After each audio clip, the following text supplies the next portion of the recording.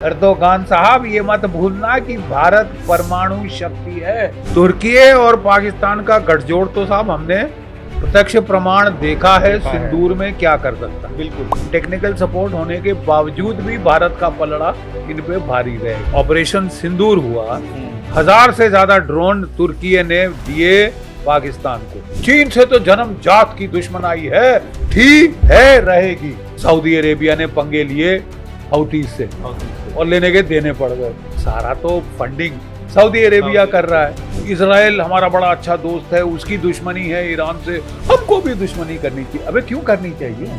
America के कहने पर ये नेटो, सुन्नी नेटो बनी है। अमेरिका क्या कर लेगा हमारा पिटने के बाद? नमस्कार, मेरा नाम है जितेंद्र चौहान और आप देख रहे हैं shit mirror Hindi. Middle east में जंग तो चल ही रही थी, लेकिन एक नया शगुफा छोड़ा गया है इस्लामिक नाटो का। इस इस्लामिक नाटो में कौन कौन शामिल है? पाकिस्तान है, तुर्की है और सऊदी अरब है। ये तीनों वो मुल्क हैं जो सुन्नी समुदाय से आते हैं। ये लेकिन एक खतरा भी बनता जा रहा है। आखिर इसके मायने क्या हैं?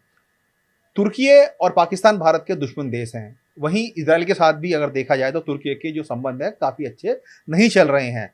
मिडल ईस्ट में इस तरह का एक ये जो नया इजाफा हुआ है युद्ध नीति को लेकर, भारत के लिए कितना चुनौतीपूर्ण है उसको समझेंगे, जानेंगे। मेरे साथ बहुत खास मेहमान जुड़े हैं जो हमको बताएंगे कि क्या ये इस्लामिक नेटो वाकई में पूरे विश्व के लिए चुनौती है, मिडल ईस्ट के लिए चुनौती है, या भारत के लिए कितनी बड़ी चुनौती है। स्वागत कीजिए हमारे मेहमान का। Major general G D Bakshi sir हैं। बख्शी सर, जय हिंद। जय हिंद, जय हिंद। आपने बहुत सारे वो देखे हैं सर, अलग अलग शगुफे बनते हैं या संगठन बनते हैं, लेकिन सर ये जो संगठन बना है ये चिंता का विषय है सर। नहीं, बिल्कुल चिंता का इस्लामिक विषय। नाटो इसको नाम दिया गया है, मक्का अकॉर्ड इसको बनाया गया है कि तुर्की, पाकिस्तान और सऊदी अरब, किसी भी देश पर अगर कोई दूसरा दुश्मन देश हमला करता है तो तीनों पर ये हमला माना जाएगा। भारत के साथ युद्ध कभी भी छिड़ सकता, पाकिस्तान का सब जानते हैं सर। तुर्की ने पहले ही पाकिस्तान की मदद की थी ऑपरेशन सिंदूर में, जिस तरीके से अपने ड्रोन सर्विस उनको दी थी। इजराइल का जो इस वक्त युद्ध चल ही रहा है, हम देख रहे हैं मिडिल ईस्ट में सर, तुर्की के साथ संबंध उसके भी अच्छे नहीं है, पाकिस्तान के साथ भी संबंध अच्छे नहीं है। खुदा ना खास्ता अगर ये जो सच्चाई इन्होंने बयां की है कि किसी भी एक देश पर हमला माना जाएगा, तीनों को माना जाएगा, आप किस तरह देखते हैं एक सैन्य कमांडर के तौर पर? Thank you. देखिए, ये बहुत गंभीर डेवलपमेंट है, इसे बिल्कुल हल्के में नहीं लिया जा सकता। बिल्कुल ठीक है साहब। बात ऐसी है कि अब इस पे भी दो राय हैं। एक कहते हैं कि क्या है साहब, बकवास है कि ये पैक्ट साइन होने के 2 दिन बाद सऊदी अरेबिया ने पंगे लिए हौतीस से और लेने के देने पड़ गए, और ना तुर्की आया ना पाकिस्तान आया। मतलब आबेल मुझे मार करके उन्होंने बोला नहीं जी, ये रहने दीजिए, ये मत करिए, ईरान से नहीं हम लड़ेंगे, हम जो है वो आपके हौती से नहीं लड़ना चाहते, ये आपकी अपनी लड़ाई है तो ये आप संभालो वगैरह वगैरह। हालांकि उसने कई हजार पाकिस्तान के ट्रूप्स बुलवा के बिठा लिए हैं अपने वहां पे, क्योंकि सारा तो फंडिंग सऊदी अरेबिया कर रहा है। तो बोले कि तुम्हारा पूरा न्यूक्लियर बॉम्ब का प्रोग्राम किसने फंड किया है? साडा हक एथे रख, 2-3 बॉम्ब जरा यहाँ रख दे चुपचाप से, ठीक है, नहीं तो पैसा सारा हमने दिया। बिल्कुल पैसा बंद। देखिए, प्रॉब्लम ये है कि what is the problem? The problem is Turkey और पाकिस्तान, ये तो पहले से गठजोड़ था भाई। बिल्कुल। जब ऑपरेशन सिंदूर हुआ, 1000 से ज्यादा ड्रोन तुर्की ने दिए पाकिस्तान को। अब मुफ्त में दिए या क्या कहते हैं, कट प्राइस अंदर पे की कोई दिए, डील होगी सर। ये कुछ डील वो तो बाद में ही पता चलेगा, लेकिन इन्होंने 1000 से ज्यादा ड्रोन पाकिस्तान को दिए थे, जो उसने चलाए भारत के बरखिलाफ। ठीक है। ये दूसरी बात है कि हमारा एयर डिफेंस इतना पुख्ता बना दिया था कि परखच्चे उड़ा दिए, पूरे कश्मीर से लेके रण ऑफ कच्छ तक इनके टुकड़े टुकड़े पड़े मिल रहे थे इनके ड्रोन्स के। ठीक है। और इनके जो ड्रोन कमांड पोस्ट को हमारी एयरफोर्स ने उड़ा दिया, और वहां कहते हैं कई तुर्की के अफसर भी मारे गए थे उनके मुरीद कमांड पोस्ट में पाकिस्तान के जी। तो ये तुर्की और पाकिस्तान का गठजोड़ तो साहब हमने प्रत्यक्ष प्रमाण देखा है सिंदूर में क्या कर सकता है। बिल्कुल। उसके बाद हमने तुर्की को भी बता दिया कि तुम मत समझो कि साहब तुम यहाँ पे तंज कस के निकल जाओगे। तुम्हारे दुश्मन है ग्रीस, तुम्हारा दुश्मन है साइप्रस, और ग्रीस भी नेटो का हिस्सा है, तू भी नेटो का हिस्सा है, ठीक है। तेरे को तो हमने फिर ग्रीस के साथ एक्सरसाइज करी, ग्रीस को हथियार दे रहे, ब्रह्मोस दे रहे हैं ग्रीस को, खाट खड़ी हो गई अभी डील हुई है ठीक है। तो वो हम भी उनको दे रहे हैं कि जैसे को तैसा, तू उंगल देगा तेरी उंगली तोड़ देंगे। और अभी साइप्रस होके आए हैं प्रधानमंत्री, और अभी साइप्रस होके आए हैं, हमारी नेवी ने एक्सरसाइज की है ग्रीस के जहाज जाके तुम्हारे घर में घुस के, तुम्हारे घर में घुस के तुम यहाँ उंगल दोगे तुम्हें वहां उंगल मिलेगी, क्योंकि सर हमने देखा था। और ये मत भूलना तुर्की एर्दोगान साहब, ये मत भूलना कि भारत परमाणु शक्ति है, हमारे मिसाइल तेरे अंकारा के अंगारे बना देंगे।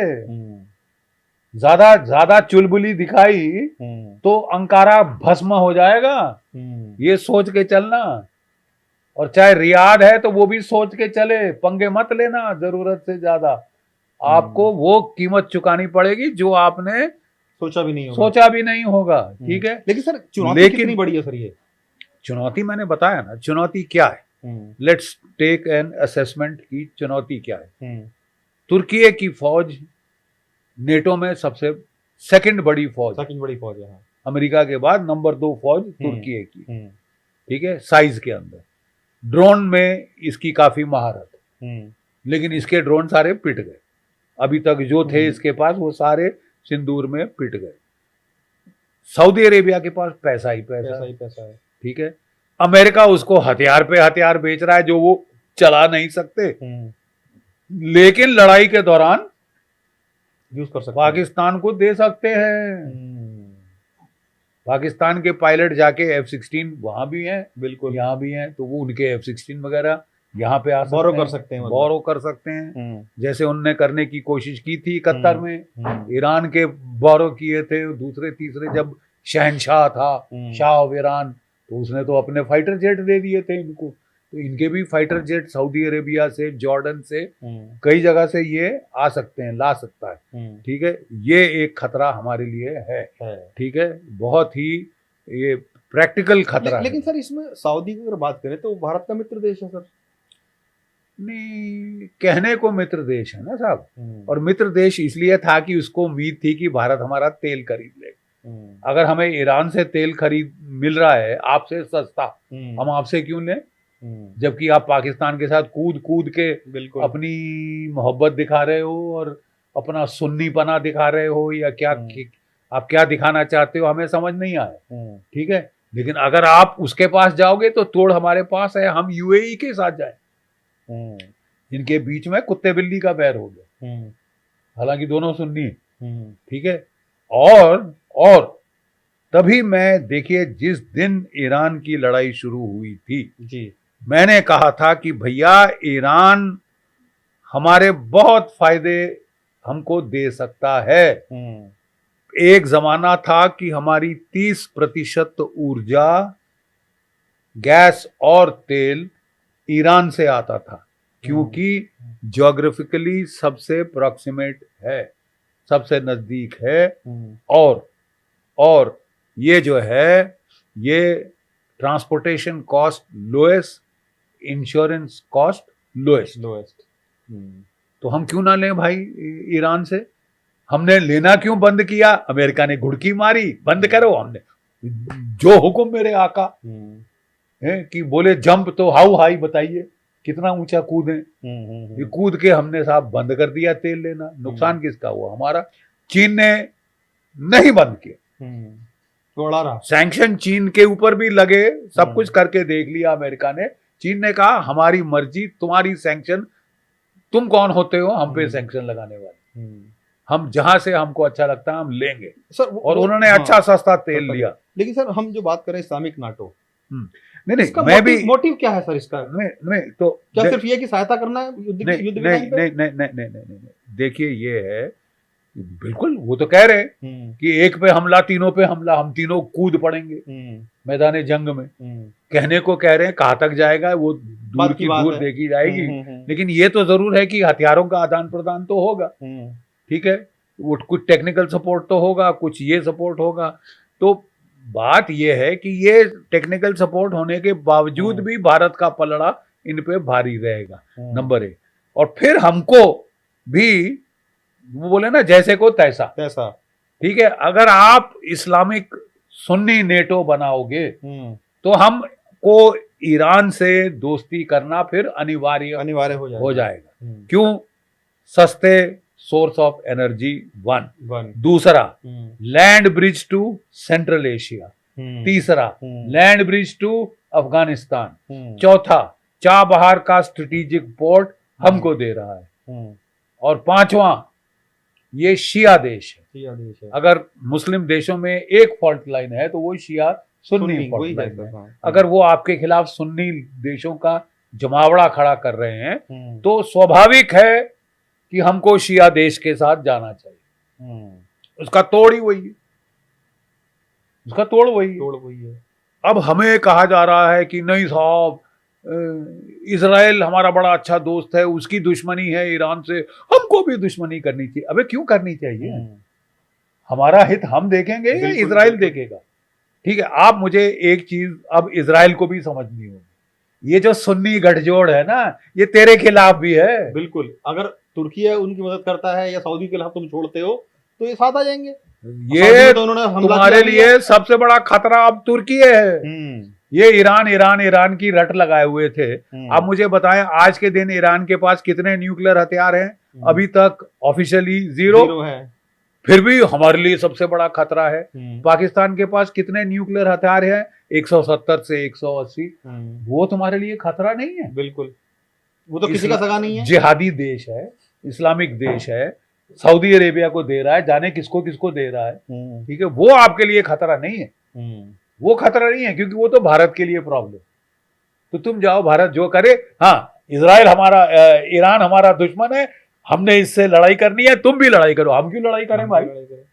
नहीं, प्लीज आप अपने राष्ट्रहित देखो, हम अपने राष्ट्रहित देखेंगे। जहां समन्वय है हम एक दूसरे की हेल्प करेंगे सर। अगर लेकिन आपका ये कहना कि भाई आप हमारे दोस्त हो, हमारी ईरान से कुट्टी, तुम्हारी भी कुट्टी होनी चाहिए, ये क्या है? बचपना है क्या? क्योंकि हमको ईरान की जरूरत है, आपको नहीं, हमको है। तो your interest cannot supersede India's national interest. देखिए, ये है ना कि हर देश अपने अपने राष्ट्र हितों को प्राथमिकता प्रदान करता है। आपको इतनी वैर, इतना दुश्मनी है, आपने ट्राई करके देख लिया, क्या मिला? आपका पूरा फ्लॉप शो हो गया है ये ईरान की युद्ध में। सर, बात अगर हम भारत पाकिस्तान की करें, क्योंकि पाकिस्तान भी उस इस्लामिक नाटो का हिस्सा है जिसको मैक्का एकॉर्ड का नाम दिया गया है। क्योंकि सर सब जानते हैं कि पाकिस्तान के साथ हमारे चीजें कैसी रहती हैं, लड़ाई कभी भी ऑन हो सकती है। ऑपरेशन दो टूक शब्दों में दुश्मनाई है सर उसमें अभी ऑप टूप चल भी रहा है हमारा, अभी बोलते हैं कि कभी भी हो सकता है ये। इन केस अगर भारत और पाकिस्तान के बीच लड़ाई हो जाती है, भले ही स्मॉल स्केल वॉर हो, तब सऊदी का क्या रोल रहेगा और तुर्की किस तरह हेल्प कर सकता है सर उनकी, और वो भारत के लिए कितना चैलेंज हो सकता है? नहीं, तुर्की का तो मैं ऑलरेडी बखान कर चुका हूं कि उसने सिंदूर में क्या किया। वो तो बता दें, 1000 ड्रोन्स दिए जो उसने चलाए और वो उड़ गए सारे। वो दूसरी अपने एडवाइजर्स दिए, कमांड पोस्ट के उसने वो क्या कहते हैं, मोबाइल कमांड पोस्ट दिए स्टैंड बाई, वो भी हमने उड़ा दिए। लेकिन उसमें कहते हैं छुटभैया ड्रोन दिए थे सर, बिल्कुल जो बहुत कम पावर के थे, जिनकी क्षमता कोई ज्यादा नहीं थी। नहीं, छोटे ड्रोन ज्यादा घातक हैं क्योंकि वो निकल जाते हैं। बड़े ड्रोन तो MQ-9 रीपर पिट गए हैं यूक्रेन में। 40 यूक्रेन में नहीं, ईरान में। ईरान ने ठोक मारे हैं। अमेरिका के $30 मिलियन का एक आता है और उसने 40 से ज्यादा मार गिरा है। तो ये बड़े बड़े ड्रोन, ये these are very big target. जो खतरनाक चीज है वो छोटा ड्रोन है, वो स्लिप हो जाता है प्लास्टिक के सारे पार्ट, दिक्कत दे सकता है, कहीं ना कहीं दिक्कत दे सकता है छोटा ड्रोन। तो वो उसने बाइकर शिबा दिए थे, जो कि दुनिया के बड़े बेस्ट ड्रोन माने जाते थे। हर जगह यूक्रेन में ये कर दिया, वो कर दिया हो रहा था। हमने उनका तोड़ निकाल लिया और ठोक दिए। हमने अपनी जो लीगेसी AD गन्स थी उनको रडार से जोड़ दिया और अपनी गनों से उड़ाए इनके। अब तो हम जो है अपना वो लेजर भी डेवलप कर लेजर बीम भी डेवलप कर दी है शक्ति करके, ठीक है। तो हम तो इनके ड्रोन शोन उड़ा देंगे जो भी दे सकता है। इजराइल ने टेक्नोलॉजी दी भी है भारत को। तो अब ये है कि ज्यादा से ज्यादा क्या करेगा, कुछ अपने जहाज लेके इसके पायलट्स आ सकते हैं यहाँ पे लड़ने। This will be an act of war. और अगर उसके बाद हम तेरे अंकारा पे एक टैक्टिकल न्यूक्लियर बॉम्ब दाग दें तो हैरानी नहीं होनी चाहिए कि अगर तू समझता है कि कुत्तों की तरह तू आके उसके एयर बेसिस से अपने F-16 में भारत पे हमले करेगा तो तेरा होमलैंड हमारी जद के अंदर है। बिल्कुल ठीक है, तेरा अंकारा शंकारा धुएं में हो जाएगा। फिर तू कर लेना अपनी जो भी नेटो फेटो जो तुमने बनानी है। तो देखिए ये है, लेकिन इसके तोड़ भी मैंने बताया। सऊदी अरेबिया पैसा दे सकता है, सऊदी अरेबिया के पास भर दिए हैं, अमेरिका ने बेच मारे हैं उनको अपने टॉप ऑफ द लाइन हथियार जो वो खुद चला नहीं सकते, वो पाकिस्तान को बांट सकते हैं, दे सकते हैं। सोच समझ के देना होगा और हमको भी क्लियर कर देना चाहिए, तुम लड़ाई में उतरे तो फिर ये मत समझना कि तुम्हारा देश सुरक्षित रहेगा या तुम हमारी जद के बाहर हो, हमारी मिसाइलों की जद के अंदर हो, हमारे जहाजों की जद के अंदर हो, हमारी नेवी की जद के अंदर हो। सर इस्लामिक नेटो तो बन गया, 3 देश मिल गए हैं। भारत के मिडिल ईस्ट में अच्छे खासे दोस्त भी हैं। ओमान अच्छा दोस्त है, रियाद अच्छा दोस्त है, अच्छा दोस्त और है, इजराइल के साथ यूएई अच्छा दोस्त है। क्या भारत ईरान भी हमारा दोस्त है, क्यों नहीं होना चाहिए? हालांकि ईरान के साथ अभी थोड़ा सा रिश्तों में हमने देखा दूरी, क्योंकि अमेरिका की वजह से हमने वो स्टैंड नहीं लिया। नहीं, फिर भी देखिए वो काफी ग्रेटफुल है, दोस्त था सर, बिल्कुल, क्योंकि आप और मेरे जैसे भारतीयों ने उनका सहयोग दिया। तो वो आप जाके सुने, ये हमारी सुमैरा खान गई थी ईरान, TV9 की, उन्होंने आके मुझे बताया कि सर आपका जो टीवी पे जो आप बोलते हो वो सब जगह ईरान में चल रहा है। वो बड़े खुश होते हैं सर, और वो लोग बहुत खुश होते हैं बेचारे, और उनको सपोर्ट देना लाजमी था। मैं समझता हूँ हमने नो डाउट सर वो है गलती, लेकिन सर क्या भारत को भी इजराइल के साथ मिलकर, यूएई के साथ मिलकर, ईरान के साथ मिलकर या ओमान के साथ मिलकर कोई ऐसा ही गठजोड़ बनाना चाहिए कि इन केस ऑफ इमरजेंसी किसी भी देश ने अगर हम 5 देशों पर 6 देशों पर अगर हमला किया तो वो भी एक्ट ऑफ वॉर माना जाएगा? क्या उनका ये एक काउंटर हो सकता है, इस तरीके से भारत कर सकता है ऐसा? देखिए भारत अपने आप में सक्षम है बैंड बाजा बजाने के लिए, किसी भी देश कहीं पर किसी भी, खासकर ये जो देश है, बैंड बाजा बारात आपकी हम निकाल सकते हैं। हमें किसी तीसरे की भारत को जरूरत नहीं, इस तरह की किसी तीसरे की हमको जरूरत नहीं। हाँ, लेकिन अगर आप ज्यादा ही आपको चुलबुली मच रही है तो हम भी बिल्कुल जैसे को तैसा कर सकते हैं। जैसे आपने बताया, हम जो है ईरान के साथ समन्वय कर सकते हैं, इस टाइप का एग्रीमेंट कर सकते हैं। इजराइल के साथ तो काफी कुछ हमारा है ही साठ गांठ, यूएई के साथ है, तो बिल्कुल जैसे को तैसा मिलेगा आपको, जैसा करोगे वैसा भरोगे। क्या इसमें सर एक ये भी आपको एज ए मैं सैन्य कमांडर आपसे पूछ रहा हूँ, चूंकि चाइना, रशिया, क्या कहते हैं, पाकिस्तान का करीबी है, तुर्की का करीबी है, सऊदी अरब से भी कहने का बिजनेस करता है, क्या बैकडोर में चाइना का भी इसमें कोई एक्ट है सर, आपको लगता है शैडो के तौर पर वो? देखिए दैट्स एन इंटरेस्टिंग क्वेश्चन। अब अटकल ये लगाई जा रही है कि क्या ये अमेरिका के कहने पर ये नेटो सुन्नी नेटो बनी है या अमेरिका के भागने से, उस इलाके में कमजोर पड़ने से ये नेटो बनी है। This is a very critical factor to decide. कई लोग कह रहे हैं कि नहीं जी अमेरिका का हाथ है इसके पीछे, कि भैया हमको तो अपने बेस हटाने पड़ेंगे। ठुक गए, पिट गए, तमाम बेस पिट गए उसके, ठीक है ना, मारे गए अच्छी तरह से। तो गधापना होगा कि मैं वहां बेसिस को हटा के इजराइल लेके जा रहे हैं।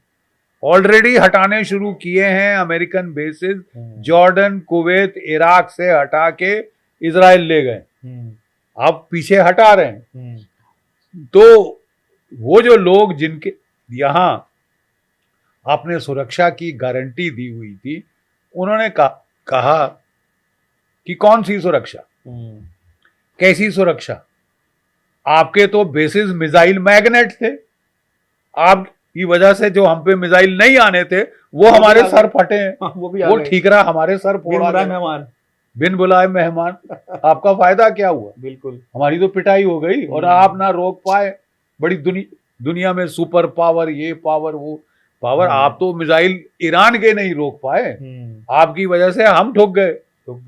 तो अब जब देखिए, जब ये लड़ाई खत्म होगी, आप बहुत सारा समन्वय बदलते देखेंगे मिडिल ईस्ट में।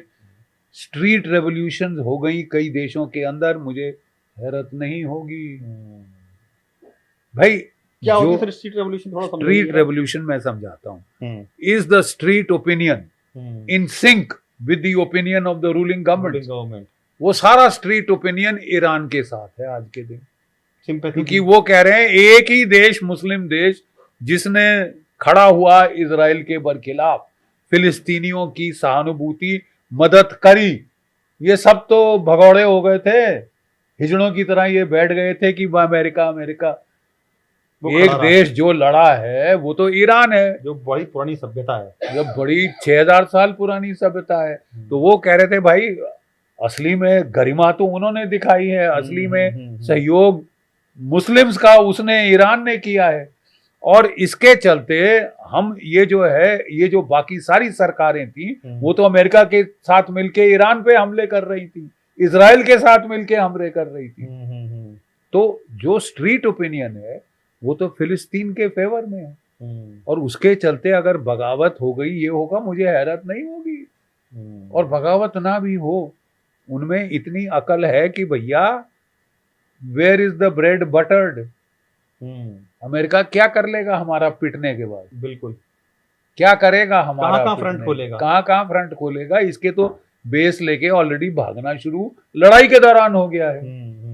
एंड लुक भाई, अगर इफ अमेरिका के सारे जो सोल्जर्स हैं वो अमेरिका में रहते हैं, तो फिर जो है आप बोल सकते हो कि साहब वो सारे सेफ हैं। ईरान अमेरिका का नुकसान नहीं कर सकता, इजराइल का कर सकता है, अमेरिका का नुकसान कर रहा है। आप बेस आगे करके टारगेट्स ऑफर कर रहे हो ईरान को, जिसने उसका पूरा फायदा उठाया है। बिल्कुल 30, 40, 50 हजार जो आपके डिप्लॉयड है उनकी खाट खड़ी कर दी। मतलब सही इस्लामिक नाटो कोई बड़ी चुनौती नहीं बन सकता फ्यूचर में?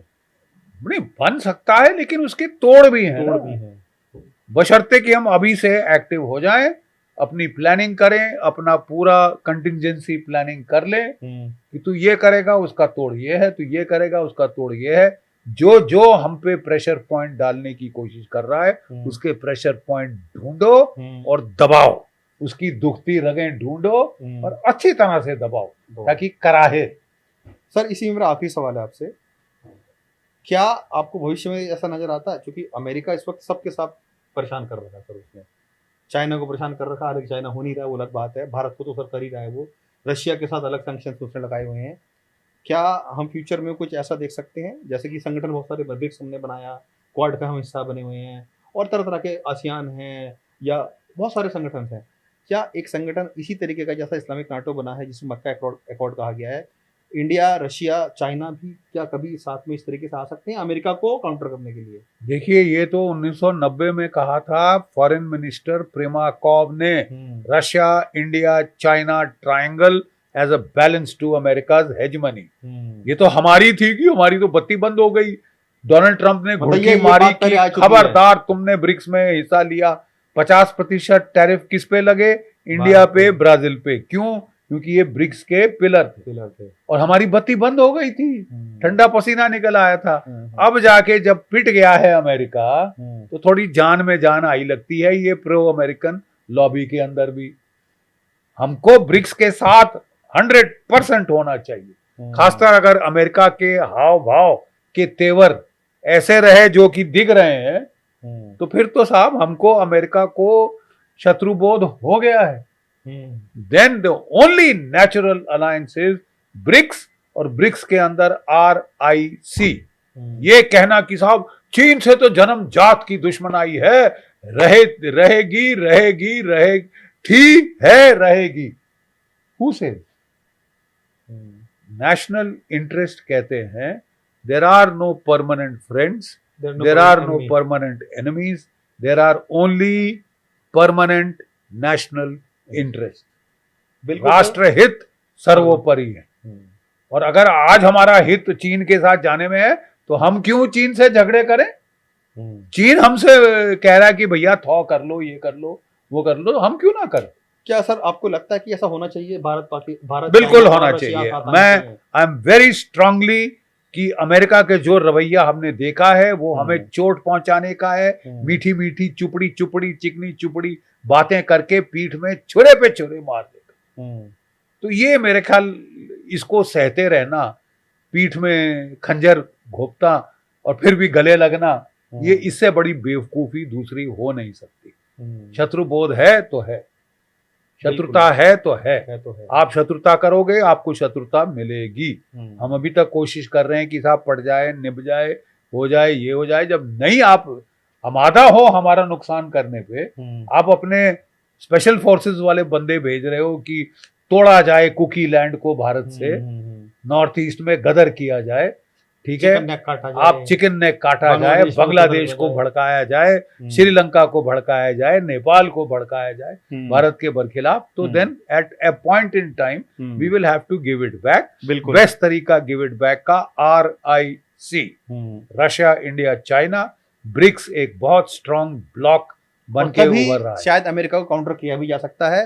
ब्रिक्स हमने देख लिया है किस तरीके से counter, only way to counter America is BRICS. और RIC जो अब बन सकता है फ्यूचर में, RIC तो कोर है ब्रिक्स का, स्टार्ट RIC से हुआ बिल्कुल था। बिल्कुल फिर तो और देश जुड़े शुरू हुए, ईरान भी ब्रिक्स में है और शायद इसीलिए अमेरिका अभी भी उससे घबरा रहा है और अच्छी तरह से घबरा रहा है। और तभी डोनाल्ड ट्रंप आपको घुड़कियां दे रहा था कि मैं ऐसी तैसी कर दूंगा ब्रिक्स में, अगर कोई भी देश गया, ब्रिक्स ने अगर पेट्रो डॉलर को नुकसान पहुंचाने की कोशिश की, तुम गीदड़ भभकी देते रहो, तुम क्या कर सकते हो। और शायद इस्लामिक नाटो भी सिर्फ गीदड़ भभकी देने के लिए ही बना है, भले ही बन जरूर गया है, डराने के लिए बना है, लेकिन कहते हैं ना हाथी के दांत खाने के और दिखाने के कुछ और होते हैं। दांत दिखाने का प्रयास जरूर कर रहे हैं, लेकिन वो दांत भारत जानता है कैसे तोड़ सकते हैं, किस तरीके से उनको निस्तराबूद कर सकते हैं। इस्लामिक नाटो चुनौती जरूर बना है, लेकिन भारत के पास उस चीज़ का पूरी तरीके से तोड़ भी है। अमेरिका ने इसकी सहायता की है नहीं की, वो बड़ा सवाल है, लेकिन इतना ज़रूर है कि इस्लामिक नाटो बना है और चुनौती शायद बन सकता है, जैसा कि सर ने बताया भी है, लेकिन भारत पूरी तरीके से परिपक्व है, तोड़ काफ़ी है हमारे पास और हमें इन टाइम उनको एक्टिवेट कर देना चाहिए। बिल्कुल इन टाइम एक्टिवेट कर देना चाहिए। बख्शी सर बहुत बहुत शुक्रिया समझाने के लिए कि आखिर ये इस्लामिक नाटो नाम की जो बला सामने आई है, जिसको मैका अकॉर्ड का नाम दिया गया, क्या वाकई में चुनौती है नहीं है, समझाने के लिए बहुत शुक्रिया। जय हिंद सर।